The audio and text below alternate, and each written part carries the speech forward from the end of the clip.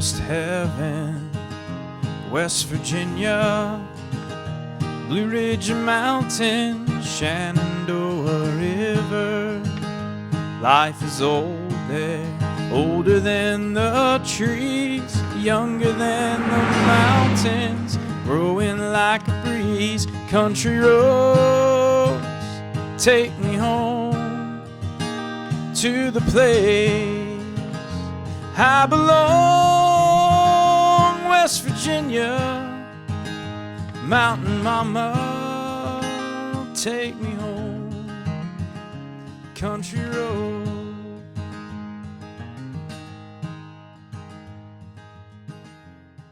On this episode of Where in West Virginia is Mr. Casto, we're right here in Malden, West Virginia, just outside the state capitol, right here at Dickinson Salt Works, where they're making salt after 200 years of production.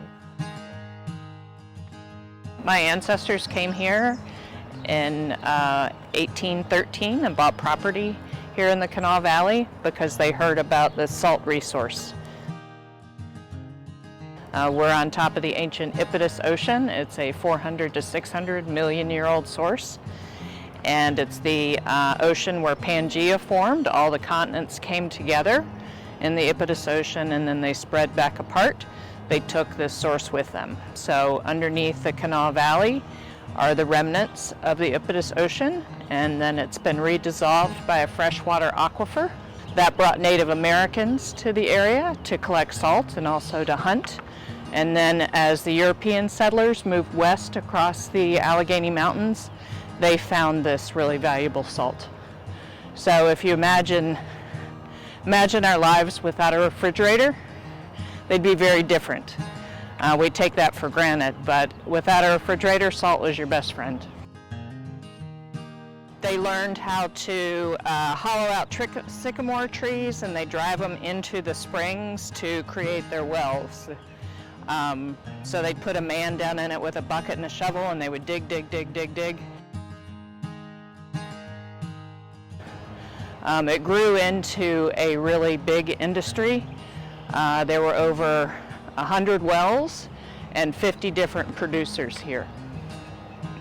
So this whole valley was covered with salt producers, and it was really smoky and dirty because they were burning timber. And then after they ran out of timber, they started mining coal. My ancestors made salt from 1817 until 1945. The salt was mostly going from here down the Kanawha River into the Ohio River and on to Cincinnati, which was called Porkopolis. So there are lots of hog farming. If you're going to slaughter hogs, you better have a lot of salt. Make bacon and ham and sausages and things like that. It's important to know that this is an industry that was built on the backs of slaves. There were about 5,000 slaves in the valley, and there were 500 on this property alone.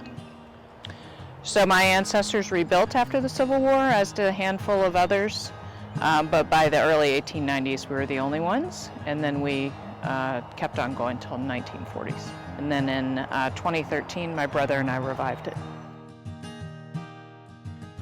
There's a 6-inch PVC pipe over there, and it has it goes down 350 feet, and we have a pump down in it, and then we have some piping underground that leads over here to our spigot, just like a water hose. We turn it on and salt water comes out. You can see the iron. As the brine comes out of the hose and it hits oxygen, it turns red. And then we let it settle, and you can see how that iron goes to the bottom. It gets very heavy, and then we feed this clarified brine, I call it, off into our sun houses. Yes, okay. So they were using timber and then coal to boil down the brine. Okay. It was a much faster process, so it was important to us to have a very low environmental footprint and to just use Mother Nature. So you can see the brine evaporating here.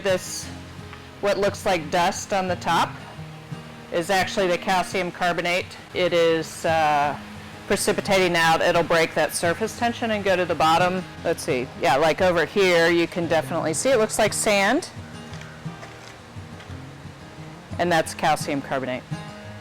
So this bed is almost finished settling.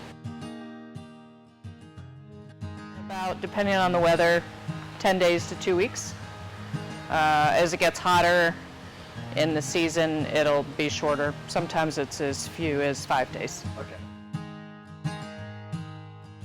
See that they're perfect squares, and if you look closely at them, you'll see that those bigger squares are made up of smaller squares.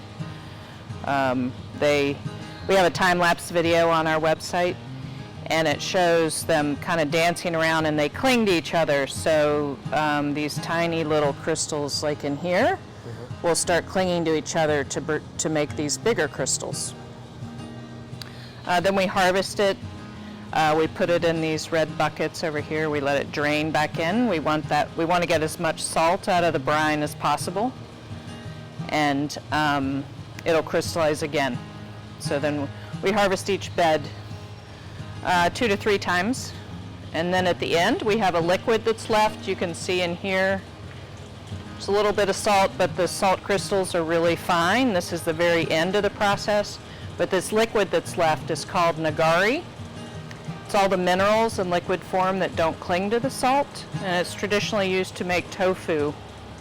It's a natural coagulant, so tofu is like soy cheese, so you add nagari to warm soy milk and it pulls the proteins out of it.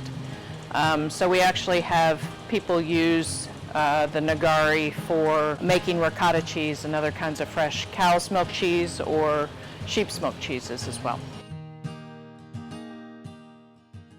After the salt is scooped up, it heads to another building to be dried, inspected for anything that doesn't belong. Once it's passed inspection, the salt is sifted to separate the salt from fine salt used for cooking all the way up to more coarse varieties that is used for grinders. This shows all of our products. We all 6 finishing salt varieties and our spice blends and popcorn salt. And then we do a line of caramel sauces because salted caramel is so delicious. So we do a burnt caramel, and we do a bourbon caramel sauce with West Virginia bourbon, and a dark chocolate caramel sauce, and a spicy chocolate caramel. Our finishing salt, so you can see the texture of the salt there. It's, it's bigger than a table salt.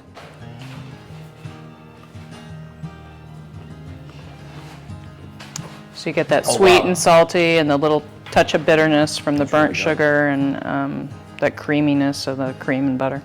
JQ Dickinson has a variety of partners from all around the state, and these products can be found right here in their gift shop, which is open year-round. You can check their website for their hours. West Virginia, mountain mama, take me home. Country road.